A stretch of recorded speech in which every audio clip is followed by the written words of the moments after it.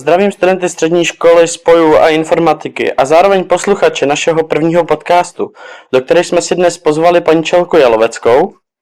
Dobrý den, zdravím všechny. Tak já bych se vás chtěl zeptat, proč jste se vlastně rozhodla učit?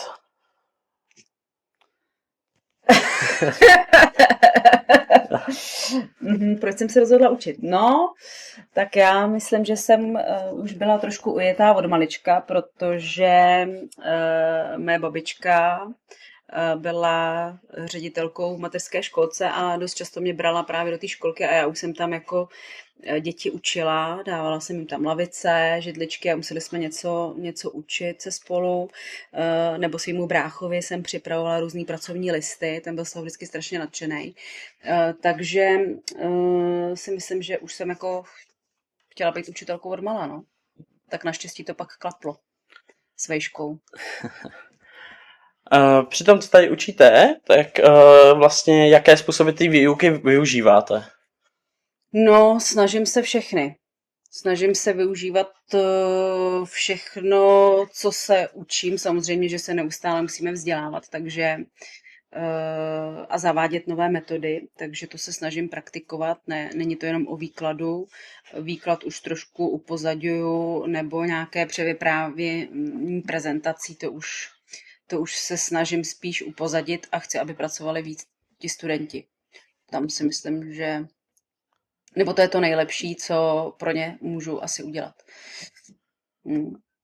A též na to chci navázat otázkou, jaké předměty vyučujete?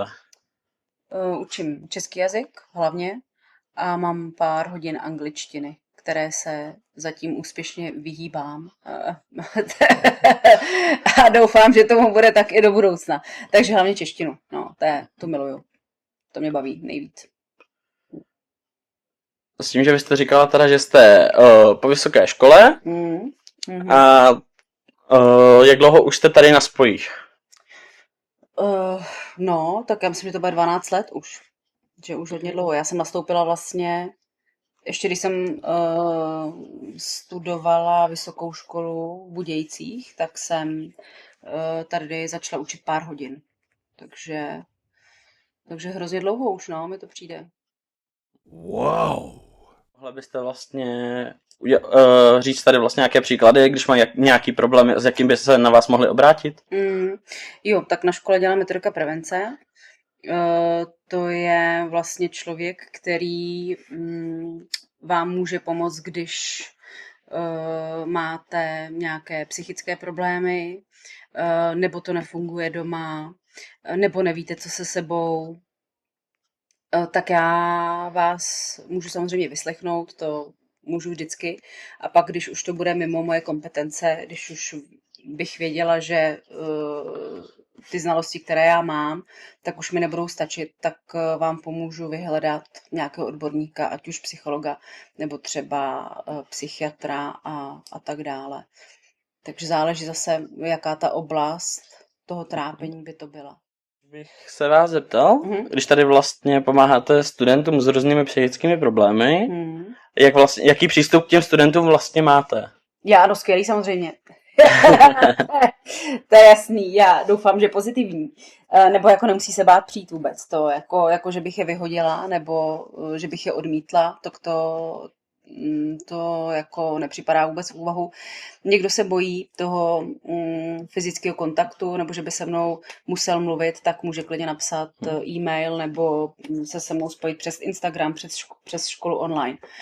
Tak i tyhle možnosti tady jsou, takže samozřejmě, že nikoho neodmítnu. Prostě dveře tady jsou otevřené pro kohokoliv. A pak vlastně, když doučíte, tak vlastně co máte jako nejlepší nebo nejoblíbenější aktivitu ve volném čase? Co mám ve volném čase? No, tak připravuju se na hodiny, dobře, to mě baví. Nebo si čtu, ale na to nemám moc čas. Samozřejmě máme děti, takže se věnujeme dětem. Ale jako úplně nelehnu si jako k televizi a nekoukám na to mě nebaví třeba vůbec. A nebo to mám jako kulisu, ale musím u toho něco dělat. Furt jako musím něco připravovat, no. Musím něco nastudovávat. Mm. Na to vlastně navážu, že jste vlastně na škole už 12 let. Mm. Jaká nejvtipnější věc, jestli si vzpomenete, co se vám stala? No tak jich bylo určitě samozřejmě víc, ale já, jelikož si moc věcí nepamatuju, jo, tak si nepamatuju ani nejvtipnější věc, ale ne. Věc, kterou si jako 100% pamatuju a která mi přišla strašně vtipná, tak to bylo, když jsem vlastně měla sem přijít poprvé na pohovor k panu řediteli a spletla jsem si školu. Místo na střední školu spolu informatiky jsem šla na COPku a pan ředitel z COPku na mě koukal, když jsem spadla z višně, že si mě vlastně vůbec nepozval a co tam dělám. Takže jsem si pak uvědomila, že jsem vlastně na jiný škole. No. Pak jsem měla na tý správný a všechno to klaplo. Štěstí. Ještě bych se vás třeba zeptat. Kdybyste mohla mít nějakou superschopnost, jaká by to byla? A jak byste ji využívala? Ježiši, já bych jako super schopnost.